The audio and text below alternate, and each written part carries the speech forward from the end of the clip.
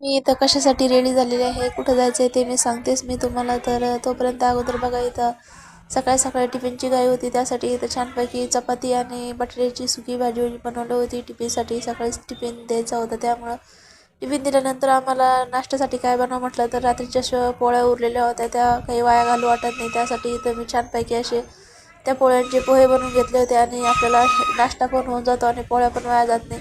सगळं काम आवरल्यानंतर इथं मी चालले होते हॉस्पिटलला, कारण की मला थोडीशी सर्दी झाली होती. जवळ असं गव्हर्मेंटचं हॉस्पिटल आहे, तिथं मी गेले आणि तिथं थोडीशी वेटिंग करावी लागली, कारण की अगोदर माझे पेशंट होते 2-3.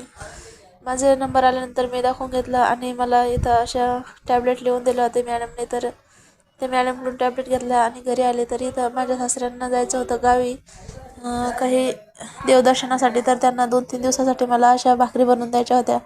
तर बाजरीच्या भाकरी बिलकुल खराब होत नाही प्रवासामध्ये, पण 2 ते 3 दिवस त्या टिकून राहते. त्यासाठी मी इथलं छानपैकी अशा पतल्या सलंग बाजरीच्या भाकरी बनवून देत होते आणि काही ठेसा द्यायचा होता, त्यामुळे लवकरच जायचं होतं, कारण संध्याकाळी पण आम्हाला बाहेर जायचं होतं, त्यामुळे लवकरच स्वयंपाक आवरून घेतला. इथं अशी स्वयंपाक वगैरे झाल्यानंतर मी अशी इथं रेडी झाले.